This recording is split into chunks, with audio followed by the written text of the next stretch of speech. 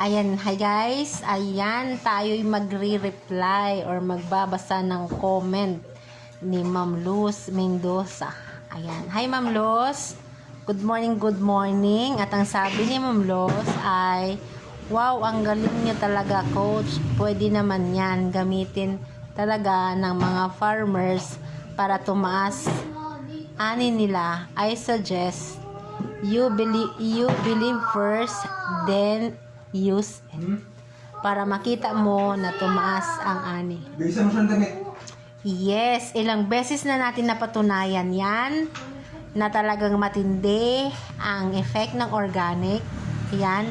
At sa katunayan ngayon, meron tayong available na sa mga 50 to 60 tons ng palay na hindi inisprehan ng herbicide, insecticide, pesticide, less synthetic dahil yan sa ating organic full harvest products.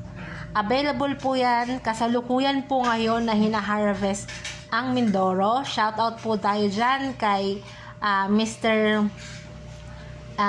Robert Calay na mayroong 13 hectares na palayan dyan sa may Pinagturilan, Santa Cruz, bayan ng Occidental Mindoro. So Ma'am Luz, baka ikay may buyer or investor ng organic rice. Ang kagandahan sa organic rice ay mabilis kang mabusog, matagal kang magutom, hindi maasim sa sikmura, at ang malupit dyan, yung tutong niya napapakinabangan pa. Wala siya, hindi siya basta natututong kasi equal yung init niya, hindi katulad ng synthetic rice na yung tubig na sa ibabaw, yung ilalim sobrang dry na.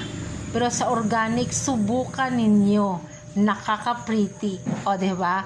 Bukod po doon ay yung hindi ka basta nagugutom kasi dahil sa natural yung pagkain natin. Ayan, so yan, available natin ngayon. Ayan po ay SL18 yung kanyang variety, hybrid. Available po yan mga 3 weeks to 1 month from now kasi bibilad pa nila yon. Okay? So sa mga interested, gustong bumili 50 to 60 tons ng palay, available sa Occidental Mindoro. At sa mga nalalapit lang dito sa Infanta, meron po tayong variety na 218 at hindi rin inisprehan ng mga any chemicals o na mga lason dahil naka-organic full harvest. Shoutout naman dyan kay Sir Danilo Calieja ng Barangay Balubo dito sa bayan ng Infanta. At available ngayon ang kanyang bigas. Sa mga interested, PM lang kayo. Sa mga taga-Infanta, alam ko kahit may palayan kayo, bumibili kayo ng bigas na organic. O diba? At punta lang po kayo kay Mr. Danilo Calieja ng Barangay Balubo. Ay, napakasarap ng bigas. Grabe, sobra. Anyway, Ma'am Luz, kung interested ka, kung meron kang buyer, message mo sa akin, a-assist kita.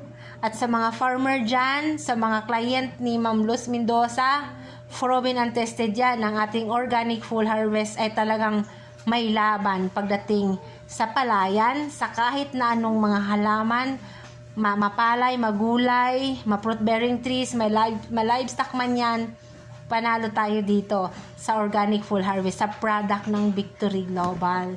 So sa lahat po ng taga Mindanao, nandyan po si Ricky Brown ngayon.